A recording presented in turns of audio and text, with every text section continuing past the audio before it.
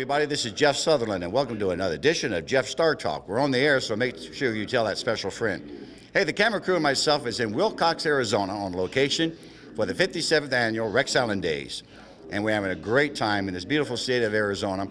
And a lot of the celebrities are here, including some of the best cast members of a long-running TV series. I say that because Bobby Hoyer kicked me. The long-running TV series High Chaparral, one of my favorite all-time classic show that ran many years on the network.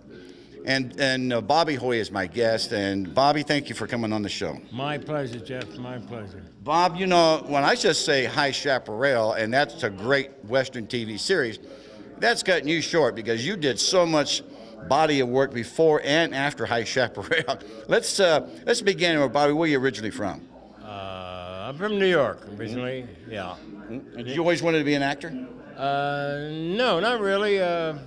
I was 17, I joined the Marine Corps, and then the war was over, World War II, and I knew some ex-Marines that were in the show business before, stuntmen, and they kind of took me along with them, and we got discharged together, and that's how I got in the game. Oh, I tell you, and we're all thankful you did, because you did. Now, Bobby, when you first started out after the Marines and get into show business, you did a lot of stunt work. Yes, I did stunt work. In 1949 was my first stunt work on a picture called Ambush. Was directed by Sam Wood, a fine and a large director in his own right in that era. It was with Robert Taylor, John Hodiak. These are actors that maybe some of the people don't know of, but of course you'd know Robert Taylor, who was a personal friend and also a tremendous actor and a hell of a horseman.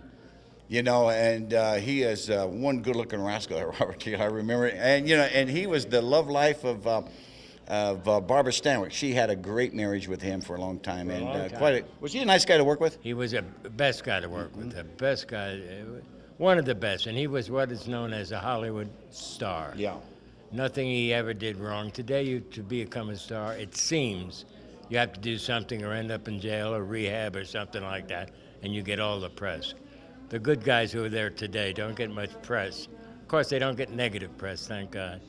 But there are a lot of good guys in Hollywood. Now, I know. I looked at some of the stars that you worked with, Bobby, and I'll tell you, it's like who's who in Hollywood. You had so many stories of so many different actors.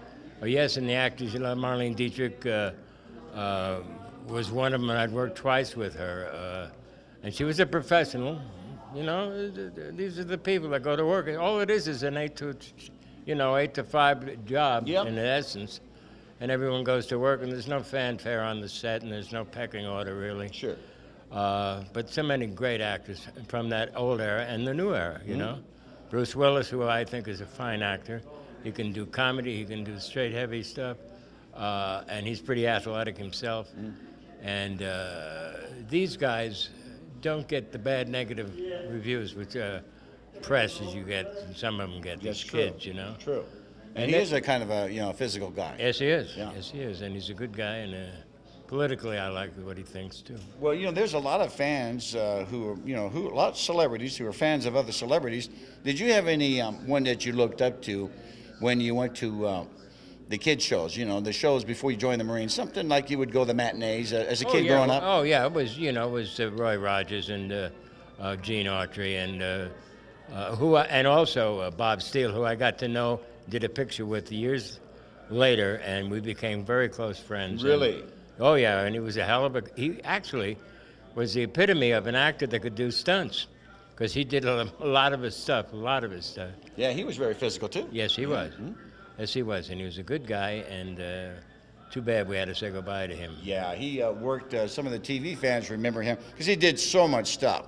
But I will mention this because some of the TV fans from different generations will remember him from F Troop. He played Duffy. Right, and the story on that is the lead in F Troop, Forrest Tucker. Forrest said, and I want Bob Steele, and they said, we don't want him. He's an old man, and he's an old actor. And no one. He says, well, that's okay. Then you don't get me either. Good. That's good. So these are the good guys. Yeah. And Forrest, that sounds like something Forrest Tucker would say. Well, fine with me, but you don't get me either.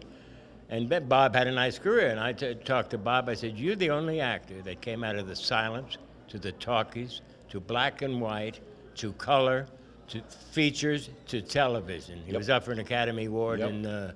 in Of Mice and Men, if you recall. And I loved him in that. Yes, he was excellent, and he played those great heavies Mm-hmm. at Warner's, with Bogart and what have you. Yep. And he played Curly in, I think, in Mice and Men. That's and right. the fist fight that he got in with Lon Chaney. Well, Lon Chaney wouldn't hit him until the end, Right. where Burgess Meredith hit him, you know. Right. Now, you worked with some of the other television. I looked up all your credits, and geez, it goes on for pages. But you also did a lot of TV episodes also. Yeah, I was David Jansen's. I doubled David in that first TV series called Richard Diamond, Private Detective. That's correct, yeah. And we became very close friends in those days. And so many guys, Charlie Bronson, I doubled him, his name was Charlie Bushinsky. That's true. And he's done a fine actor. Yeah, yeah. A different type guy than an actor than a lot of them, you know. And I worked with Larry Olivier before he was Sir Lawrence in Spartacus and got to know him. And learned a lot from these guys, you know. And I'll tell you a quick story. I was kind of sitting on the set and looking depressed, and Olivier came up to me and says, "What's wrong? What's wrong, Robert?" And I said, "Well, nothing's happening, whatever." He said, "Let me tell you something. It is better to be on the lot and do what you're doing here than to be off the lot, pumping petrol, trying to get on the lot." That's, So that made so much sense. Yeah. I said, "Thank you." Larry, I called him Larry, not Sir Lawrence. He wasn't a Sir then. Wow. But I worked with all those British actors You sure did. in that, and in Tobruk and Nigel Green, who was great in the Ipcris Files. Yeah. Remember that? And you did some rock. I think you did some Y50s, and did you do Y50s. some Rockfords too? I did Rockford Yeah. with Jim. Yeah, you did a lot Great of stuff. guy. And now, let's get back to before we get into the High Chaparral, which is one of my all-time favorites. You worked with several movies with Clint Eastwood, and and Clint was quite to work with, huh? Clint was great.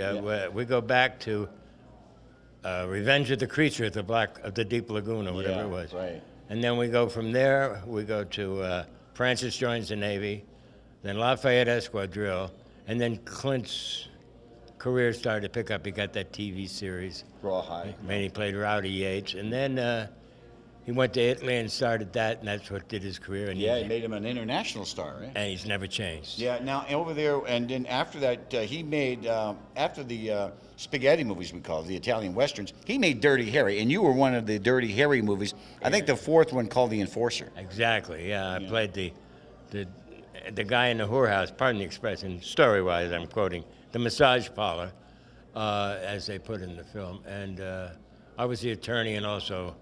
Anyway, Clint stuck my head in the toilet and after the fight and after. Was that you? I remember. That That was me, yeah. And then the plunger too. And Yeah, right. He got me with the plunger. And then you was also in Bronco Billy. Yeah, that's right, Bronco Billy. Yeah. And then I think another Clint Eastwood, the Outlaw Josie Wells, which is That's one right. of Clint. I talked to Clint at the golf tournament, AT&T, and he says that's one of his favorite movies. It is, and it's got its own following now, and it's going to be a classic. And Clint called me and said, "I want you to do the part of the Texas Rangers at the end of the movie." I said, "Okay, pal." And it turned out pretty good because I was with all the actors, Johnny Vernon, Clint, and everyone asked me now, people that saw the show, said, when you walked out and went by the bar and you looked at Vernon and you looked at Eastwood and you stopped and you said, "Nice meeting you, Mr. Wilson. Did you know it was Clint, that it was Josie Wells, or didn't you know it was Josie?" Right.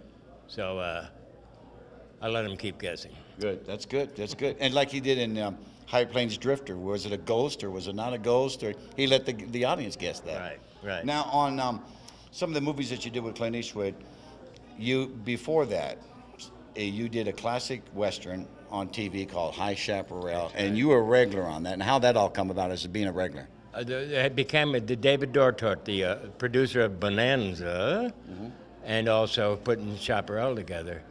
And David is still alive, God rest his, help him to his latter days. Right. His wife had just died, Rose. I got a call from the casting director who I happened to know. And he said, "Look, Bobby, you working?" I said, "I just finished the Bonanza." He says, "Well, they want to, I'm not supposed to tell you this, but Dortort saw what you did and he wants to give you something more on this show." So I said, "Okay." So I did whatever little part it was. Oh, it was with Charlie Bronson. We were the heavies.